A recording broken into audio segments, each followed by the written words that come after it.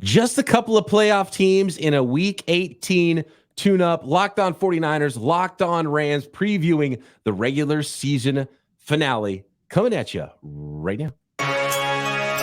You are Locked On 49ers, your daily San Francisco 49ers podcast. Part of the Locked On Podcast Network, your team every day.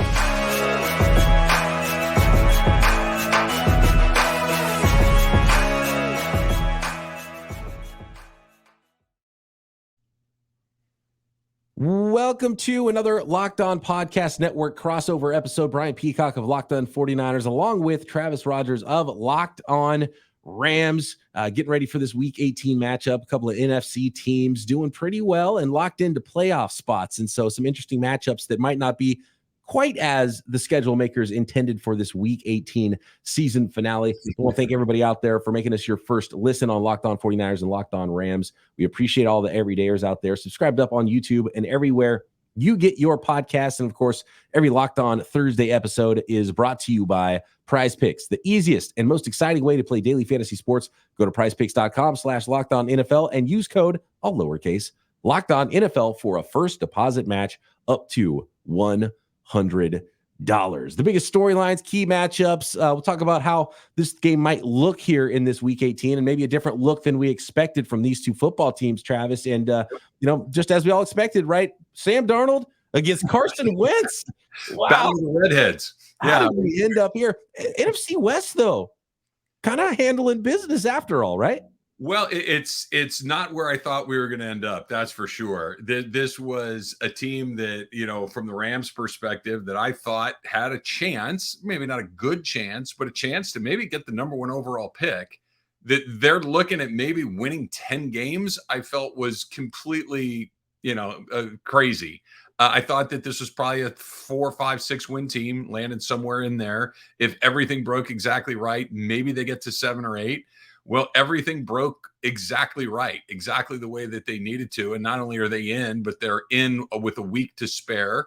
Like you mentioned, the NFC West, the Cardinals did, I think, both your team and the Rams a huge solid by beating the Eagles, putting you guys into that number 1 seed, not having to worry about it, putting the Rams into the playoffs. Seattle took care, did their thing by losing to the Steelers. So everybody did exactly what they needed to do in the division to get us to where we are. Well, it's funny because the Seahawks didn't even handle their business enough to make it so this game mattered for the Rams, because I thought once they beat the Eagles that they were like, oh, now the 49ers are going to rest everybody, so the Rams are going to beat the 49ers, and it's going to mean everything to the Rams and not to the 49ers. And it turns out they couldn't even handle that part of it. And so really the Seahawks and the Rams going in a couple of different directions here, and the Seahawks still have some work to do to try to get that 7 seed. And I guess there is still a 6-7 seed that is up for grabs, right, for the Los Angeles Rams, but apparently for Sean McVay, it doesn't matter all that much. He doesn't seem to care if they're the 6 or the 7. I think, when they decided to play Carson Wentz instead of Matthew Stafford, I'd be really surprised if we see a lot of any of the starters over the course of the game. They could still fall to the 7. If they win, they're 6. If they lose and Green Bay loses and Seattle wins, then the Rams are still the 6. If the Rams lose and the Packers win, then the Rams fall to the 7. Got it. Okay. So it's the Packers there. Yeah. What a weird season this year, man. Bizarre. The Rams are terrible. Oh, no, they're really good. The Packers are terrible. No, they're good. Actually, I don't know how good they are. And even it's funny because my Cowboy hating listeners are like, oh, the Rams actually don't want the 6 seed. They want the 7 seed so they can play the Cowboys instead of the Lions. Well, I can tell you this. I know that every Rams fan in Los Angeles and elsewhere wants to play the Lions. And not just because that the Lions might be a slightly more manageable opponent, but the storylines are just too juicy. That Matthew Stafford returning to Detroit for the first time since they made that trade a couple of years ago. They haven't been through there since then. Of course, the whole Jared Goff and Sean McVay situation that, it was a breakup. And like they say, if things didn't end badly, they wouldn't end at all. He's in Detroit and Sean McVay got exactly what he needed in Matthew Stafford. He's kind of rolling into town with his new wife or girlfriend, however you want to look at it. Like, all right, we're going to put you out again. And I'm sure that Jared Goff would love to take Sean McVay out. It's a far juicier matchup for the Rams if they end up in Detroit than if they end up in Philadelphia or Dallas. For some reason, I never even thought about that angle with the Stafford and Goff thing. And that has to happen. Please, God, allow that to happen. Yeah, no, if the NFL script writers are worth their salt, they've already got this one figured out, and the Rams will end up back in Detroit. So Kyle Shanahan has said that Christian McCaffrey, he's got a minor calf injury. He's going to sit, so he's going to have a couple weeks to get ready. He talked about on, I don't even know what day it is that we're talking here. We're recording this on Wednesday. He did speak on Wednesday and said that Brock Purdy is not going to play. So those are the only two we know for sure that aren't going to play is Brock Purdy and Christian McCaffrey. Brock Purdy is going to still have a uniform on because he needs to be the number 3 emergency quarterback, but he's not going to play. And even if he does get in the game, it was like, yeah, well, at least we have a quarterback that can hand the ball off. So I guess it would look a lot like the NFC Championship game in that game. Sam Darnold against Carson Wentz. Neither guy has really played in a real game for a calendar year since the end of last season. So that'll be interesting. And those guys are trying to help their own cause in free agency and get future jobs. So that'll be interesting. And really I think maybe just it's the football weirdo in me. I want to see what Sam Darnold looks like. We haven't really got to see a full, real, live game Sam Darnold aside from the preseason. And, what kind of dust has Kyle Shanahan sprinkled over the top of his head? And Carson Wentz hasn't even been around that long in LA, but you have to like being coached by one of these two coaches. Oh, no doubt about it. It's funny you say that because I was talking on my radio show today, and I thought coming out of SC, Sam Darnold was going to be really good. I thought he was, there's no such thing as a sure thing, but I thought he was going to be a really good player. He's big enough. He's athletic enough. He's smart enough. He's got a strong enough arm. And I'm thinking, okay, those are the pieces that you need.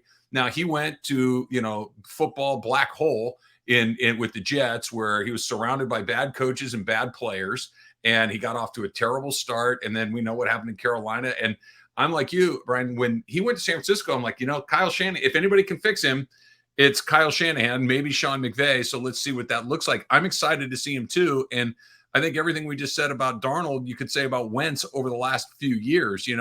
Wentz was an MVP candidate the last time the Rams ran into him in the Coliseum. They were on their way to the Super Bowl, and he got hurt against the Rams in the Coliseum. He was going in, and he got his knee hurt. That's when Nick Foles comes in. We know how that story ends. And then shortly after, Carson Wentz is down the road, and that was kind of the end of his career as a high-level player. I hope we never have to see him play in a playoff game, but I would like to know that if he does come in, he's had a little bit of experience. Going back to what you said a second ago, the Rams had a game in Lambeau Field earlier this season against the Packers. It was the worst NFL game I've ever seen in my life because the Packers looked dreadful. The Rams looked worse. That was the Brett Rippon game where Matthew Stafford didn't play at all. And the next thing you know, the Rams have Carson Wentz on their team a week later. That Rippon's gone, and here comes Wentz because they realized that that's not good enough, that Stafford's obviously the engine that makes this thing go. But if you have to get through a few plays, a quarter, a half, a game, Wentz might be the answer there. So I'm excited to see what both these guys bring on Sunday. There is a little bit of Matthew Stafford light to Carson Wentz's game too. Big arm. He'll kind of sling it. He'll make some throws that you're like, oh wow, or maybe a few that maybe you might want to even have that one back.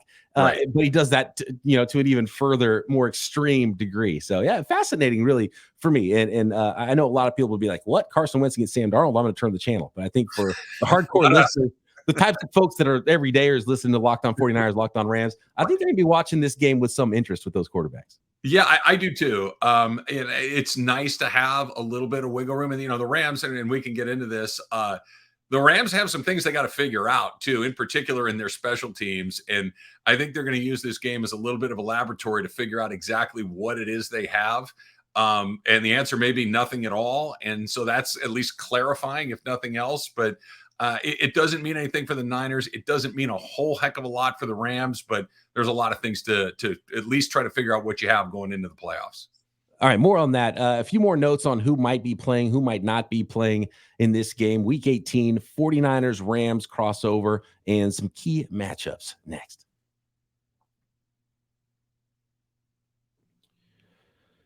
Today's episode of Locked On 49ers and Locked On Rams is brought to you by BetterHelp Online Therapy. Around New Year's, we get obsessed with how to change ourselves instead of just expanding on what we're already doing right. It's like the new year, new you. What about the good you that already exists and improving on that and helping yourself be the best version of you? Maybe you finally organize part of your space, your office. For me, it's my home office here that I do podcasts out of, my home studio. And maybe you want to tackle another project around your house. Or maybe you are taking new supplements every morning, trying to get healthier from the within and inside out. Now you want to actually eat some breakfast or whatever it is to start your day right. It's incremental progress, right? And looking after yourself. Just that weekly check-in with the therapist can be so helpful. Make sure you are on track. So if you're thinking about starting therapy, give BetterHelp a try. It's entirely online, designed to be convenient, flexible, and suited to your schedule. So celebrate the progress you've already made and visit BetterHelp.com/lockedon today to get 10% off your first month. That's BetterHelp.com/lockedon. BetterHelp, HELP.com/lockedon.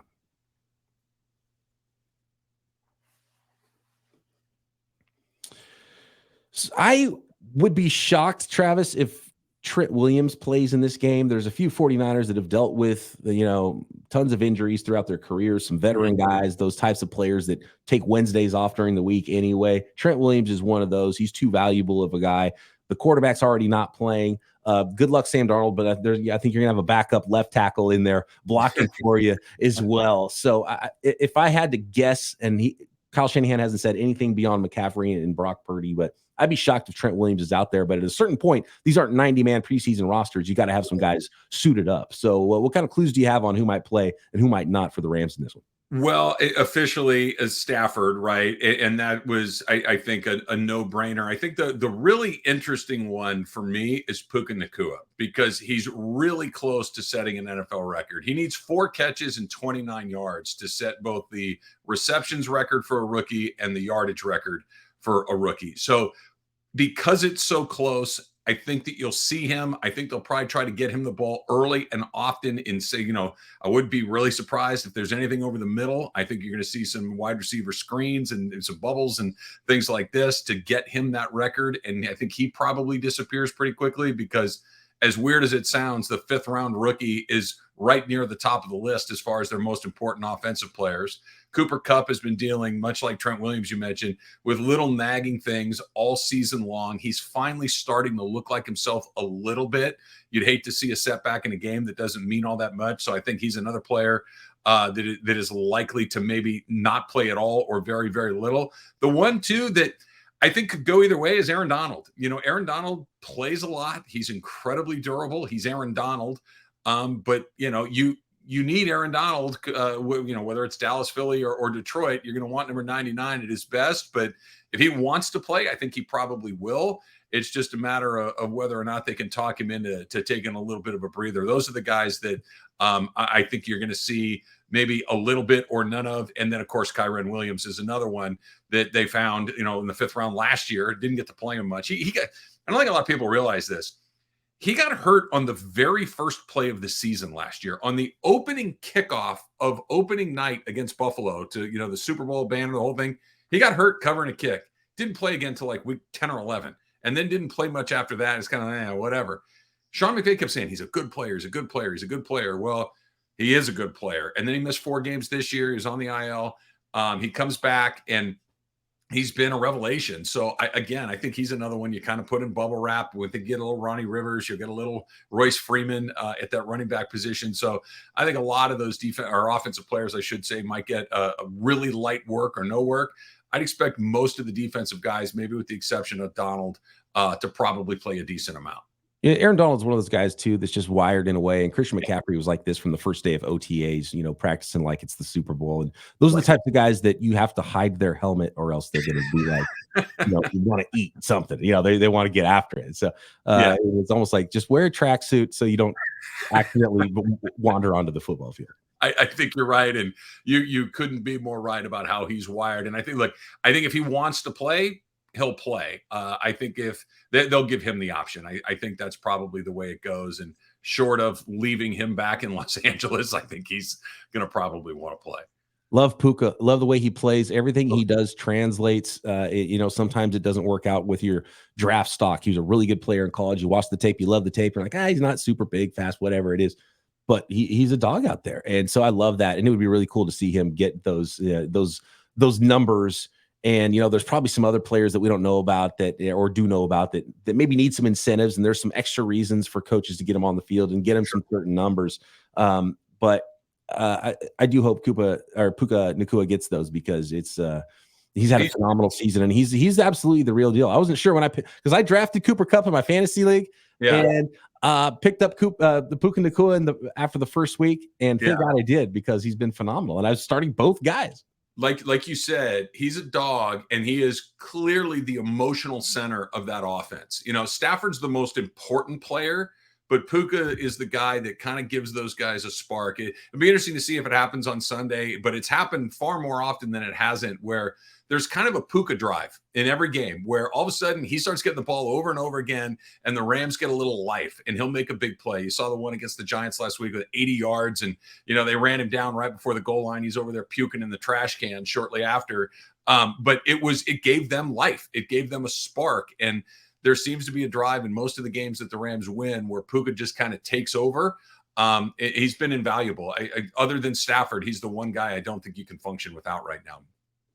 Real quick with the defensive side of the ball, and this is, big picture, not knowing exactly who's going to play, who's not going to play. I've heard the Rams defense be referred to as the no-name defense, but it's the one-name defense, right? But what other names out there for some 49ers fans that might be looking for in this game, or, in the playoffs when they're watching the Rams? Some of those names might not be household, but some of those names ring out a lot louder, I'm sure, than they did before the 49ers and Rams played the first time. I'll give you two. Number one is a guy that's been here for a little bit in his third year, but this is the first time that he's gotten the majority of the snaps. That's Ernest Jones, their middle linebacker. He has been kind of everywhere, and he doesn't have a ton of counting stats along the way, so he's not one of those guys that, if you're just flipping through and looking at things casually, that you're going to pick up on. But he's involved in a lot of things. He's done a great job this year. And then another one of their rookies, they got Kobe Turner in the third round out of Wake Forest, and he's got 9.5 sacks at this point in this season. He's a guy that was considered probably more of a project than anything else coming in, alongside with Byron Young, another third round guy that they picked. And both of those guys have hit in a meaningful way. I think those are the two guys that I'd look at. 99's 99. You got some more veteran guys, Kel Witherspoon, who I know you guys are familiar with in San Francisco. He's been good, not great, but good enough, and probably the best corner that this team has at this point. They brought John Johnson back, a guy that they drafted a few years ago, left to go get some money in Cleveland. Didn't really work out all that well there. He's back and playing at a pretty good level. The Rams don't have a bunch of guys. Jalen Ramsey's gone. Bobby Wagner's gone. Ashawn Robinson is gone. Von Miller and Michael Brockers and Sue and all these guys, these big name guys that you got accustomed to, they're long gone. It's Darnold and guys that just play really hard and do just enough. More key matchups, more paths to victory here for 49ers Rams Week 18. Crossover style, Locked On 49ers, Locked On Rams.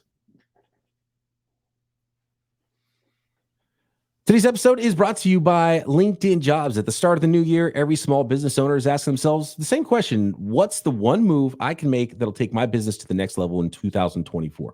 LinkedIn Jobs knows that your success all depends on the team you surround yourself with. That's why LinkedIn Jobs has created the tools to help find the right professionals for your team faster and for free. And I don't know if Sean McVay and in the front office for the Rams put a bat signal out on LinkedIn Jobs in the off season, but they needed a lot of help with their rather larger business, but a small workforce there. And they found a lot of help there. And that's what you need. Just a little bit more for your small business. Get people that are wired correctly. And LinkedIn just isn't another job board. We're talking about a vast network of 1 billion professionals. Makes it the best place to hire. Hiring is easy when you have that many quality candidates. So easy, in fact, that 86% of small businesses get a qualified candidate within 24 hours on LinkedIn Jobs. So post your job for free at linkedin.com/LockedOnNFL. That's linkedin.com/LockedOnNFL to post your job for free. Terms and conditions apply.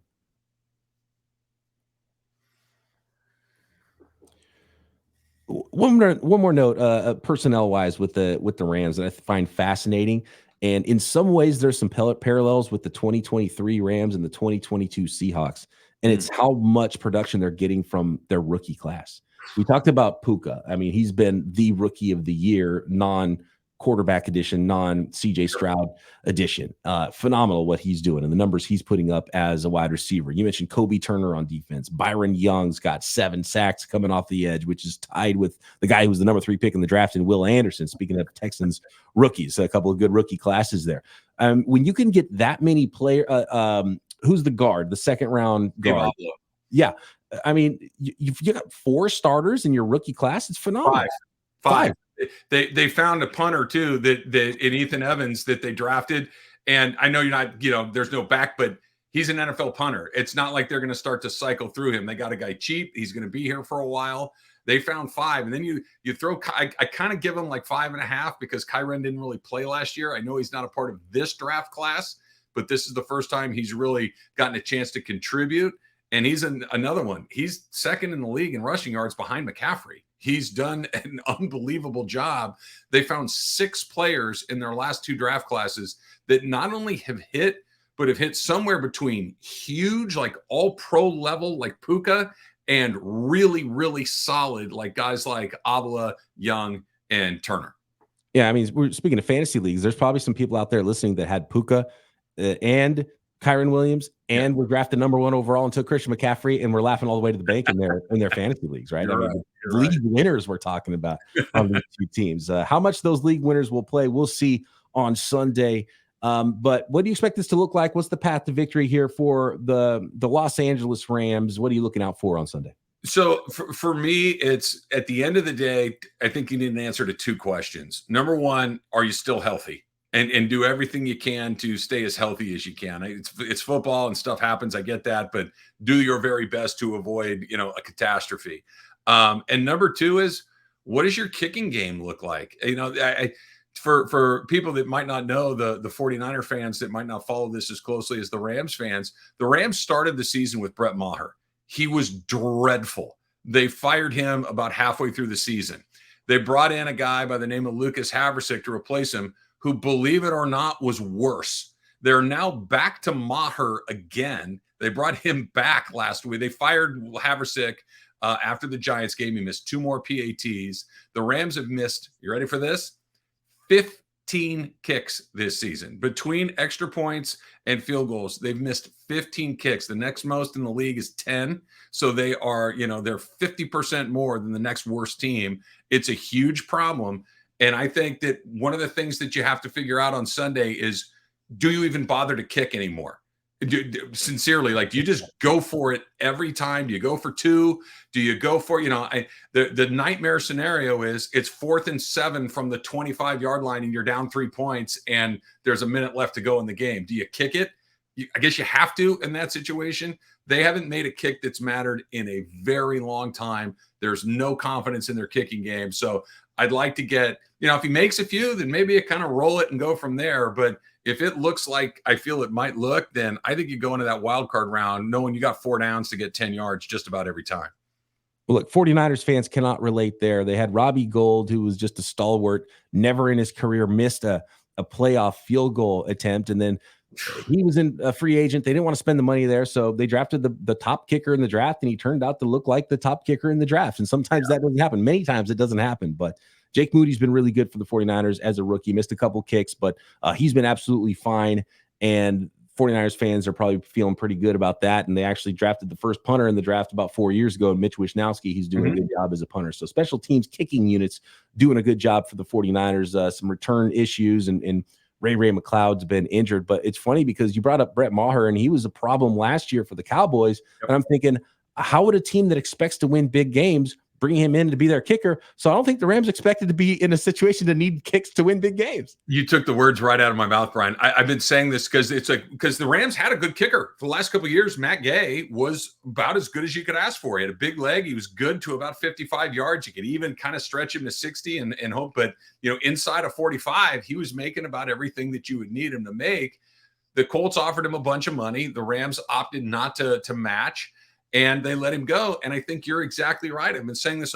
I don't think the Rams thought that the difference between them maybe making another, as crazy as this sounds, maybe making another run to an NFC championship game, maybe beyond, and getting a Super Bowl might be the difference between being able to make a 40-yard kick or not.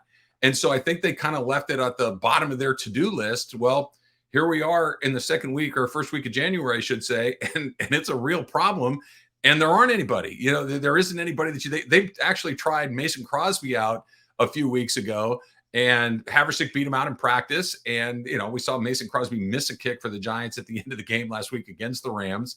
The whole kicking world for the Rams has kind of come full circle, but I couldn't agree with you more. This was not supposed to be a problem because they weren't supposed to be as good as they are. Ahead of schedule on the rebuild for those Los Angeles Rams, in a really solid rookie class too. So fascinating. They're going to have some more early picks finally coming up too for those Rams into the future. First time they'll have a first-round pick since Jared Goff, since 2016. Unbelievable there. And Niners haven't had one in a while either. I keep forgetting to open up those articles about mock drafts because I haven't been able to find a 49ers pick in years. And so that's going to be a lot more fun, I think, for these fans in the offseason. And hopefully that doesn't come for a while. For these two teams, and who knows, maybe another NFC championship game is in the books, and then there'll be a part 3 again this year. But look at this one. Yeah, you nailed it with it's all about injuries, getting right. There's not going to be a lot put on tape for teams to scout from this game for those playoff games. It's going to be fun. Darnold versus Wentz. There's I don't know if there's going to be fireworks on offense or there's going to be, over under 4.5 interceptions thrown in this game. I don't know which way it's going to go. I will say this. Here's a nugget for the listeners out there. DFS leagues, my guy Jordan Mason, he's the third string running back. I don't know if it's really that smart to put the number 2 back, Elijah Mitchell, out there on the field much because he's been as injured as anybody. I'd probably feel more comfortable with Christian McCaffrey coming out of this game healthy than Elijah Mitchell, who's been the number 2 guy. And he played really well with in place of Christian McCaffrey, who left the game last week. But really good, strong, hard runner is Jordan Mason. I think that's going to be featured quite a bit in this football game. So for those Week 18 oddball DFS leagues, right, that's your guy. 49ers running back Jordan Mason. I think there's going to be a whole lot of him. I'm going 3 bills on that one. Okay, there you go. I got a quick question for you. So take me through how you beat the 49ers. The 49ers you'll see in the playoffs. The Purdy, the Debo, the Kittle, the Ayuks, the Trent Williams, the real 49ers. How do you beat that team? Because the Rams have not beat them other than that NFC Championship game. And every time I talk about it, it's like, shout out to Jaquiski Tartt for having that ball slip through his hands because that was everything in that game. But how do you beat that team? The 49ers, I've said it many times on Locked On 49ers, they're the ultimate front runner, and it's not a negative. They're built in a way they want to bully you. They want to run the ball well. They want to have Kyle Shanahan's got the laminated sheet in front of his face. He wants to be able to call any play for that entire sheet, the entire game, make you be honest on defense and not allow the defenses to play one-dimensional with the 49ers from behind. And a lot of teams play better that way. The 49ers are just built to win that way. And get an early lead on the 49ers. That's how you beat them. Get a lead on them, make them one-dimensional, make the windows even smaller for Brock Purdy in the throwing game. And I think that's the way you beat the 49ers. And then you take the run game out of it so you can play too deep and you can play a style that allows you to be in charge of how the game is played rather than the 49ers dictating it. Because when Kyle Shanahan can dictate the game plan, it's usually going to be a long day for the opposing team.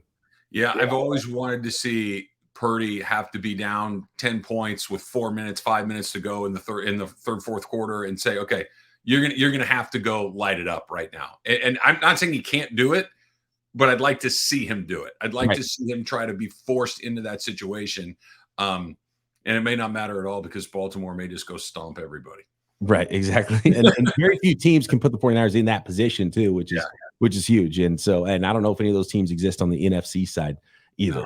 So the 49ers stay healthy, get some rest. For the Rams, stay healthy. They'll be back at it next week somewhere against somebody, and it should be a whole lot of fun. Travis, always a pleasure chatting with you. And who knows, part 3, maybe.